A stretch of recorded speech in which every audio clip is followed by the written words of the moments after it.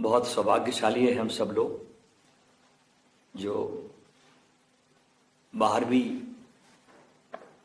दिवाली के प्रकाश को हम सेलिब्रेट कर पा रहे हैं और साथ ही साथ हम भीतर भी ध्यान के दिए भी हम जलाते चले जा रहे हैं। हमसे बड़ा सौभाग्यशाली इस समय आप जैसे कोई दूसरा नहीं होगा। सारा संसार इस समय आउटर यात्रा पर निकल चुका है। कुछ आटे में नमक की तरह लोग बाहर भी और भीतर भी, एक संतुलन है। देखिए, आज के समय में हर मनुष्य का एकमात्र लक्ष्य क्या है? लक्ष्मी की प्राप्ति। आज लक्ष्मी का दिन है, इसलिए हर आदमी का संसार में एक ही लक्ष्य है, वो है लक्ष्मी की प्राप्ति। और लक्ष्मी आ जाए तो उसके बाद दूसरी चेष्टा कौन सी करता आदमी कि ये अब लक्ष्मी मेरे पास आई है तो स्थिर हो जाए, क्योंकि लक्ष्मी चंचल है, ये स्थिर बनी रहे, मेरे पास आई है तो। ये दो ही लक्ष्य है आदमी के पास पूरे जीवन में, लक्ष्मी की प्राप्ति और प्राप्ति के बाद उसको स्थिर रखने की चेष्टा। अब देखिए, अगर आपके पास कोई 10 लाख रुपए के मूल्य का कोई हीरो का हार है, आप खरीद के आते हैं और बैग में रखते हैं उसको, आप कहीं सफर में हैं तो हर बार तुम्हारी निगाह उस बैग पर जाएगी क्योंकि माल पड़ा उसके अंदर, इसलिए। हालांकि कोई तुम्हारा बैग ले नहीं रहा है, लेकिन फिर भी पता नहीं क्या लगता है तुम्हें कि तुम हीरो का हार लेकर घूम रहे हो, तो तुम्हारे हर और चारों तरफ तुमको सारी दुनिया चोर नजर आती है कि वो मेरे सामान ना निकाल ले, वो हीरा न ले जाए, ये फिर लेके नहीं जाए। आपको सारी दुनिया चोर नजर आएगी। तुम जरा सोचो कि तुम कितने डरे हुए, भय और कितनी इनसिक्योरिटी में जी रहे हो।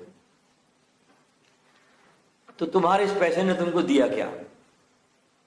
एक बहुत अच्छा ग्रंथ है, बहुत ही अच्छा ग्रंथ है, तुलसीदास की रामायण तुम सब जानते हैं,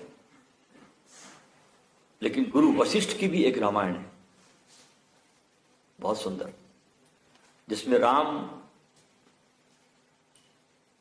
के 2 गुरु का जिक्र आता है।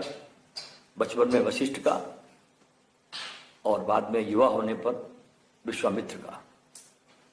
तो विश्वामित्र एक बहुत बड़े राजा भी थे, तो अस्त्र शस्त्र चलाने की कला को सीखने के लिए राम को विश्वामित्र की शरण लेनी पड़ी। तो उस रामायण में बहुत सा वार्तालाप है विश्वामित्र और राम के बीच में। उस पुस्तक में राम कह रहे हैं एक बहुत सुंदर बात कि मुझे लगता है कि ये धन और संपत्ति सुख देने के लिए नहीं बल्कि दुख देने के लिए बढ़ती है। तो उत्तर देते हैं विश्वामित्र जी, कहते हैं, तो बताओ श्री राम, तुम्हें वास्तव में ये धन और संपत्ति कैसे दिख रही है? जरा टटोल रहे हैं अपने शिष्य को, बताओ तुमको कैसी लग रही है? तो यहां से उस किताब में शुरू होती है श्री राम की वैराग्य की गाथा। जिस ढंग का डायलॉग है शास्त्र में, बड़ा गजब का है। वैराग्य प्रकरण का जो अध्याय है ये योग वशिष्ठ रामायण में, उसमें विश्वामित्र और राम का दुर्लभ संवाद है। इतने भोगों में रहकर, इतने बड़े महलों में रहकर, इतने सुख सुविधाओं में रहकर भी श्री राम ऐसा महसूस कर रहे हैं, जिसके कारण इस अध्याय का नाम वैराग्य प्रकरण पड़ा। तो एक बार क्या हुआ कि राम का ही कोई शुभ चिंतक मित्र था उनका कोई, वो विश्वामित्र के आश्रम पर आया और आकर बताता है गुरु से कि आजकल के कुछ दिनों से राम बहुत खोए खोए से रहते हैं बहुत दुबले भी हो गए हैं, उन्हें कुछ भी अच्छा नहीं लगता, और वो ऐसी ऐसी वैराग्य की बातें करते हैं कि जो बड़े होने पर बूढ़े भी नहीं करते। वो कई सुख का अनुभव नहीं करते, बस एकांत में जाते हैं राम, वही उनको अच्छा लगता है। ये सुनते ही विश्वामित्र ने उस जो खबर लाया था उसको बोला कि तुम जल्दी उनको बुला कर लाओ, ये तो बहुत शुभ संकेत है, क्योंकि इस समय भगवान राम की आयु मात्र 16 साल की है, और इस उम्र में ये चिंतन देखिए, हमारे यहां तो लोग मरते दम तक भी चिंतन नहीं करते। मरते दम में क्या करते लोग, एक मारवाड़ी मर रहा है, अंतिम स्थिति है, बस कुछ ही क्षणों में प्राण चले जाएंगे। बड़ी मुश्किल से उसकी आंखें खुलती है और पूछता है मेरा बड़ा बेटा किधर है? बोले पिताजी मैं आपके सिरहाने खड़ा हूं। बोले मजला? बोले मैं आपके चरणों के पास खड़ा हूं। और दोनों छोटे छोटे और कहाँ हैं? बोले हम आपके लेफ्ट साइड राइट साइड में खड़े हैं। ये देखते ही वो मारवाड़ी बुड्ढा बोलता है कि सब लोग जब यहां पर है, दुकान फिर कौन चला रहा है? मरते समय तक भी प्राण निकल रहे हैं, लेकिन पूरा प्राण दुकान में लगा हुआ है। तो विश्वामित्र फौरन कहते हैं उस मित्र से कि जाओ राम को बुला कर लाओ, क्योंकि नारायण के जागृत होने का समय आ रहा है। मैं बताना चाहूंगा कि श्री राम को कि उन्होंने इस समय किस आयाम में चिंतन शुरू किया और करना चाहिए, लेकिन उसके पहले मैं राम को बुला करके उसकी अंतरंग जो दशा है उसको मैं खुद सुनना चाहता हूं। कभी कभी आदमी को उठता ना, शमशान में जाते हैं हम लोग तो बैराग उड़ जाता है कि संसार में क्या पड़ा, घर आके सब भूल जाते। जहां आपने शमशान की यात्रा में किसी को जला के आए, ठहरता भी नहीं आदमी वहां, लकड़ी सुल गई, थोड़ी लपटे हुई और वहां से लोग तब तक सब चिंतन करते हैं क्या रखा संसार में, तो सब छोड़ के जाना है, सब कुछ सब चिंतन चलेगा वहां। और जैसे घर में आए फिर संसारिक हो गए, वैराग्य गया। तो विश्वामित्र कहते नहीं ऐसा वैराग्य तो नहीं है शमशानिया वैराग्य इस आदमी के अंदर, तुम जाओ बुला कर लाओ और मैं इसकी अंतरंग दशा को खुद सुनना चाहूंगा। गुरु की आज्ञा को सुनकर श्री राम 16 वर्ष की आयु है, आते हैं विश्वामित्र के आश्रम पर, और वे आकर विश्वामित्र से कहते हैं कि मुझे 2 प्रॉब्लम दिखाई पड़ती है। राम कहते हैं नंबर 1 कि संसार के ये सारे के सारे भोग पदार्थ मुझे अस्थिर दिखाई पड़ते, ठहरे हुए नहीं है, हर चीज बदल रही है, सारे भोग मुझे अस्थिर दिखाई पड़ते, स्थिर नहीं है, रोज बदल रहे हैं। तो जो प्रतिपल बदल रहा है उसमें कैसा सुख, बहुत मस्त बात बोली उन्होंने, जो प्रतिपल बदल ही रहा है, कल तुमसे कोई प्रेम करता था आज तुम्हारी गर्दन दबाने आ जाता है, जो प्रतिपल बदल रहा है उसमें कैसा सुख, तो इस सुख को मैं कैसे मानूं? मुझे समझ में नहीं आ रहा गुरुजी कि इस संसार में सुख कहां है। अगर आप कहते हो कि भोग में सुख है तो सारे भोग अस्थिर है, क्षणभंगुर है, और आगे कहते हैं कि सारा संसार का जो विस्तार है और भोग की जो सामग्री है ये सारी विपत्तियों से घिरी हुई है। बहुत ध्यान से देख रहे हैं राम संसार को, हम क्या करना, जितना भी भोग का सामान है ये सब विपत्तियों से घिरा हुआ है, हर भोग के साथ विपत्ति है। भगवान राम एक ऐसे सुख को ढूंढ रहे हैं इस किताब में जो क्षणभंगुर ना हो, स्थिर हो। श्री राम ऐसे सुख को ढूंढ रहे हैं जो विपत्तियां न लाता हो और जो उनसे पाप न करवाता हो। और हम कैसे सुख को ढूंढ रहे हैं जिसमें विपत्तियां भी है, पाप भी है, और वे सारे सुख क्षणिक है। फिर वो आगे कहते हैं राम विश्वामित्र से, बड़ी सुंदर बात कह रहे हैं अब राम यहां पर कि मुझे आश्चर्य है यद्यपि यहां लोग किसी के द्वारा बेचे नहीं गए, लेकिन बिके हुए के समान ही परवरिश कर रहे हैं। किसी ने बेचा नहीं लोगों को, लेकिन जिस ढंग से वो जीवन जी रहे हैं, जिस ढंग से परवरिश कर रहे हैं, क्योंकि हर कोई व्यक्ति संसार में अपने सुख के लिए दूसरे पर डिपेंडेंट है। बिकावा ही हो गया ना। हर कोई आदमी इस संसार में अपने सुख के लिए दूसरे पर इंडिपेंडेंट है, यानी बिके हुए हैं। इस बात को जानते हुए भी लोगों को पता है कि ये सब माया का खेल है, और हम सब लोग कैसे मूड बने बैठे, यानी हम सतत दूसरे पर निर्भर है। बिका हुआ गुलाम, यानी जो अपने सदा अपने मालिक पर निर्भर रहता है। और हम किसको बिके हुए हैं? अपने मन को। सदा बदलता है, क्योंकि मन को सतत कोई ना कोई विषय चाहिए, उसे शांति से बैठना नहीं चाहता। कहते इन दो कारणों के कारण मैं इस निष्पत्ति पर आया हूं कि सभी भोग्य पदार्थों से अब मेरी अरुचि हो गई है। देखो 16 साल का बच्चा बोल रहा है, ध्यान रखना। अब मेरी इन सब चीजों को देखते हुए मैंने बहुत ध्यान से देखा है संसार को, लोगों को देखा, तो इन सब भोगों के प्रति मेरी अरुचि हो गई है। कहते ये धन वैभव जो है ना, ये चिंताओं के चक्कर में डालने वाले हैं, इसलिए मुझे इसमें आनंद नहीं आता। और ये बच्चों वाली स्त्रियों से भरे हुए घर भी भयानक विपत्तियों के आवास है, और ये दुख देते हैं, सुख नहीं। उन्हें अपना घर भी, जहां वो महलों में रहते हैं, दुख प्रदान कर रहा है, और लक्ष्मी जो उनके पास है बहुत, वो भी दुख प्रदान कर रही है। क्यों दुख दे रहे हैं? उसका कारण है।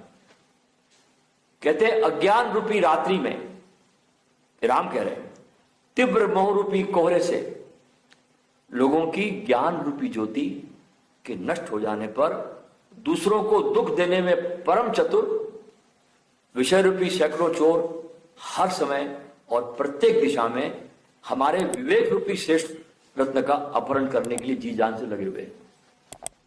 सारा संसार अज्ञान रूपी रात्रि में, सब संसार अज्ञान से भरा हुआ है। और अज्ञान क्या है? दूसरों से सुख मिलने की आकांक्षा और चेष्टा। सपना देखते हैं इससे सुख मिलेगा, उससे सुख मिला, और कोशिश में लग जाते हैं। कोई भी मनुष्य अपने स्वयं के स्वरूप में सुखी होना नहीं चाहता, और जहां सुख नहीं है वहां हमको सुख दिखाई पड़ रहा है। कोहरे में क्या होता है? जो है वो नहीं होता, दिखता नहीं, जो नहीं है वो दिखता है। भगवान राम ने इतनी छोटी उम्र में जीवन का पूरा स्वरूप देख डाला। इसलिए कह रहे हैं सतत कोई ना कोई लूटने में लगा है, और ज्ञान की ज्योति तो जैसे बुझ गई है। संसार की इस रणभूमि में जहां सतत युद्ध चल रहे हैं, मैं उनसे बचने के लिए तत्वज्ञानी गुरु को छोड़कर दूसरे किसकी शरण में जाऊं? कौन समर्थ हो सकता है जो मुझे इस अंधकार से बाहर निकाले? तत्वज्ञानी गुरु ही समर्थ है, दूसरा कोई भी नहीं। इतनी बात सुनी विश्वामित्र ने उनके मुख से, तो विश्वामित्र कहते हैं बताओ श्री राम, तुम्हें ये लक्ष्मी, ये धन, ये वैभव कैसे दिख रहे हैं? क्योंकि गुरु जानना चाहता है कि वैराग्य ऊपर ऊपर है या वैराग्य इसके लिए जीवन मरण का प्रश्न बन गया है। तो जवाब देते श्री राम कि मुझे ये लक्ष्मी, ये धन, ये संपत्ति संसार में यदि स्थिर होकर रहे तो बहुत से सुखों की जननी होने के कारण बन जाती है, और सबसे उत्कृष्ट वस्तु भी है। बुराई भी नहीं कर रहे संपत्ति की, हाँ, ये मूढ़ मनुष्यों की कल्पना है। वास्तव में न तो वो कभी स्थिर रहती है और ना उत्कृष्ट कहलाने के योग्य है, क्योंकि वो सबको मोह में डालती रहती है। अच्छा देखिए, हमारे भी जीवन का पहला टारगेट क्या होता है? अपने जीवन को देखें हम, तो हमारे जीवन का पहला टारगेट क्या है? संपत्ति, लक्ष्मी। बच्चा तुम्हारे घर में पैदा होता है, उसे अपनी पढ़ाई में डालते हो ना, तो भी किस तरह डालते हो? कैसे उसका कैरियर बने, कैसे वो धनवान बने, कैसे संपत्तिवान बने। लगता है शायद आज के काल के लिए लिखी है योग वशिष्ठ रामायण, जैसे लोग दिखाई पड़ते हैं। आज के समय में हर मनुष्य का एकमात्र लक्ष्य है लक्ष्मी की प्राप्ति, और प्राप्ति के बाद उसको स्थिर रखने की चेष्टा। ये दो ही लक्ष्य हैं। जो गरीब है उसका भी यही लक्ष्य है, अमीर है उसका भी यही लक्ष्य है, जो मध्यम श्रेणी में उसका भी यही लक्ष्य है कि कैसे लक्ष्मी आए और स्थिर रहे। राम कहते हैं मैं इस लक्ष्मी के आने और स्थिर रहने में कोई महान बात नहीं देखता हूं। अब यहां श्री राम कुछ बात बताएंगे कि मैं लक्ष्मी को कैसा देख रहा हूं। गुरु से कह रहे हैं, गुरुदेव लक्ष्मी यदि आ भी जाए और मान लो स्थिर भी रह जाए, सपोज एक कल्पना करो स्थिर हो गई हो, फिर भी गुरुदेव लक्ष्मी हमें व्यामोह में डालती है। व्यामोह का मतलब होता है ऐसी व्याकुलता, इस शब्द का अर्थ होता है व्यामोह का कि ऐसी व्याकुलता जो मोह से ही उत्पन्न होती है। यानी लक्ष्मी जब आती है तो कोई ना कोई इच्छा लेकर भी आती है। एक अमेरिका का एक कपल था और वो हर महीने एक लॉटरी खरीदता था। तो 4 बार उसको लॉटरी लग गई कंटिन्यूस, हर बार $10 लाख की। $40 लाख उसके पास में आ गए। अपने भारतीय करेंसी में कितना हो जाएगा? 8 करोड़। उस कपल के पास 8 करोड़ रुपए आया। अब पैसे आने के बाद आप तो शांति से रहते नहीं, आदमी पैसा आया तो चलो घूमने चलते, भागो।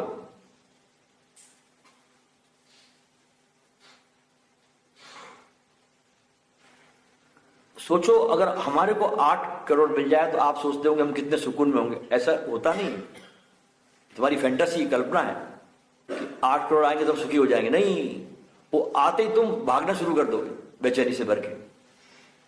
और ये जो कपल जो था, इसने बहुत कोशिश की कि 4 बार लॉटरी लगी कंटिन्यूस और इतने करोड़ रुपए मिले तो मेरा नाम कम से कम गिनीज बुक ऑफ रिकॉर्ड में आ जाए। लेकिन हार्ट अटैक आ गया और वर्ल्ड में से गायब हो गए। गिनीज बुक ऑफ वर्ल्ड होती है ना, वर्ल्ड में से गायब हो, हार्ट अटैक आ गया।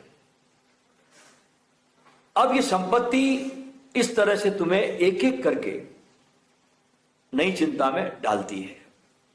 अब पैसा आया, तुमने कहा कि चलो वर्ल्ड की यात्रा पे चलते टिकट निकाली, पहली चिंता पकड़ गई माइंड में कि मुझे सीट पता नहीं कौन सी मिलेगी, वहां उतरूंगा एयरपोर्ट पे, मुझे कोई लेने आएगा कि नहीं आएगा, ये चिंता दूसरी। कभी कभी कंपनियां फ्लाइट अचानक कैंसिल कर देती है, उस समय क्या करूं। अरे संपत्ति तो आई, साथ में चिंताओं को भी लाई।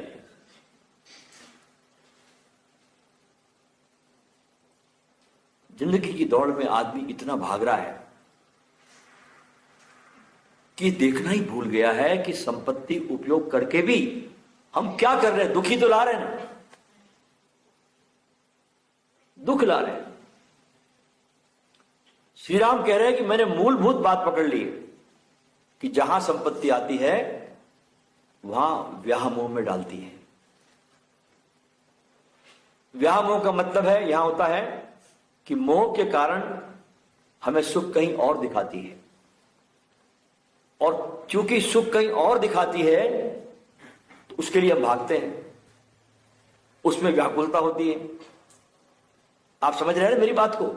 यानी जैसी संपत्ति बढ़ती है हमारा भागने का मन करता है, और उस भागने के अंदर जितनी भी जो भी हमारे प्रोसेस हैं उन सब में व्याकुलता है, अनहैप्पीनेस है, कंपैरिजन है, ये सब चीजें हमारे साथ चलती रहती है। फिर एक और गहरी बात कहते हैं विश्वामित्र से इस शास्त्र में, वो कहते हैं इस लक्ष्मी की वृद्धि भी मैंने देखा है बड़ी पाप कर्म करके दुष्ट चेष्टाओं से होती है। इस लक्ष्मी की वृद्धि को मैंने अपने पिता में देखा, दशरथ में, बचपन से, कि उनकी वृद्धि कैसे हुई। कैसे मेरे पिता ने दूसरों के राज्य हड़प कर या उन पर वार करके या लोगों को मार मार करके, कितनी हिंसाएं करके राजा दशरथ ने अलग अलग ढंग से षड्यंत्र रचकर इस लक्ष्मी की प्राप्ति की है। और इसलिए हमारी परंपरा ने, देखो फोटो देखते हुए लक्ष्मी सरस्वती का, लक्ष्मी को खड़ा बताया है, सरस्वती को बिठा बताया है। ये तस्वीरों के बड़े प्रतीक है, हम समझते नहीं इसको। खड़ा इसलिए बताया, चंचल है, कभी भाग सकती है, और सरस्वती ज्ञान की देवी जो है उसको बैठाया है। वो कहती है तुम मेरा उपयोग कर चाहे मत कर सरस्वती, मैं आई तो बस बैठी रहूंगी। इस सरस्वती और लक्ष्मी दोनों का गुण धर्म है। लक्ष्मी खड़ी है, कभी भी 9 2 11 हो जाती। ज्ञान एक बार आता है तुम्हारे जीवन में तो तुम्हारे रोम रोम में समा जाता है। तो ये मैंने आपको दोनों की आज बात बताई।